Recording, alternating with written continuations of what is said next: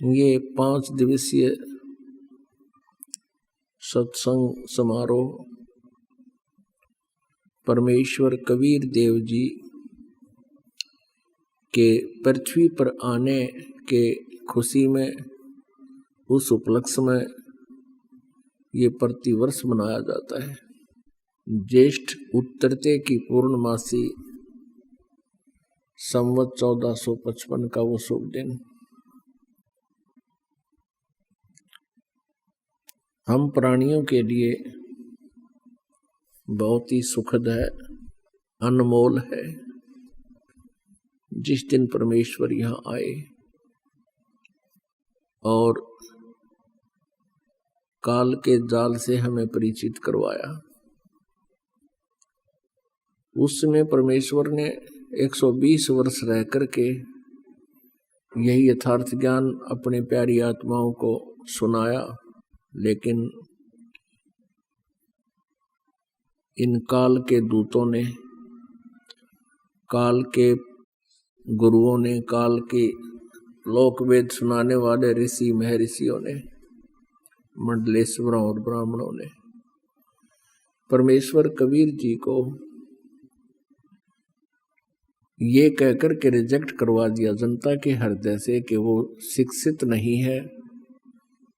कबीर जी संस्कृत भाषा से परिचित नहीं है, जिस कारण से कबीर जी जो वेदों और पवित्र गीता आदि के बारे में कहते हैं वो गलत बोल रहे हैं। पुण्यात्मा, परमात्मा ने, परमेश्वर कबीर देव जी ने, कबीर साहिब जी ने 600 वर्ष पहले जो ज्ञान अपनी सच्चिदानंद घन ब्रह्म की वाणी में, अपने मुखारविंद से उच्चारित उस अनमोल अमृत वाणी में, कबीर वाणी में जो ज्ञान बोला था, कहा है, वही आज हमारे पवित्र सदग्रंथ उसका समर्थन कर रहे हैं। आप सुन रहे हैं परमात्मा के प्रगट होने की लीला, क्योंकि कबीर परमेश्वर जी के बारे में बहुत सी गलत धारणाएं उत्पन्न कर रखी थी अज्ञानाधार से कि कबीर जी कहीं कोई विधवा ब्राह्मणी थी, उसको कहते हैं किसी संत के आशीर्वाद से बच्चा गर्भ रह गया था, वो शर्म के मारे डाल आई थी। ये सर्व दंत कथाएं, लोकवेद, झूठी कहानियां थी। सच्चाई ये है जो आपको अब बताई जा रही है, और यही प्रमाण वेद बताते हैं कि वो परमात्मा सतलोक से चलकर आता है, अपनी अच्छी आत्मा को मिलता है। उद्देश्य क्या होता है उस परमात्मा का, उस आत्मा से मिलने का? उनके संकट निवारण करना तथा अपने ज्ञान से परिचित कराना। परमात्मा कबीर जी चारों युगों में आए हैं। सतयुग में सत्सुकृत नाम था परमेश्वर का, उस नाम से प्रसिद्ध रहे। जैसे कलयुग में कबीर नाम से प्रसिद्ध रहेंगे कलयुग के एंड तक। लेकिन अन्य नामों से, अन्य वेशभूषाओं में भी वो परमात्मा अन्य रूप में भी यहाँ रह रहकर प्रकट होते रहते हैं। लेकिन कबीर नाम से उनकी पूरी महिमा पूरे कलयुग में चलेगी। इसी प्रकार सतयुग में सत्सुकृत नाम से, त्रेता में मुनिंदर नाम से, द्वापर में करुणामय नाम से और कलयुग में कबीर नाम से वो परमात्मा अपने सतलोक से चलकर यहाँ आए और एक जन साधारण की तरह रहकर एक लीला की प्रत्येक युग में ऐसे ही करते हैं।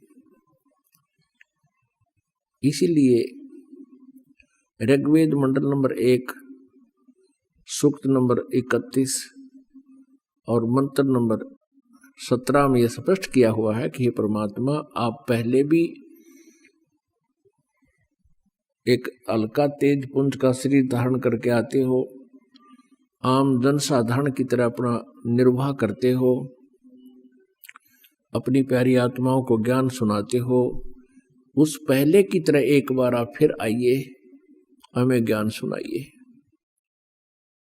वो स्पष्ट करते हैं चारों वेद परमेश्वर कबीर जी के बारे में सत्य कहानी बताते हैं।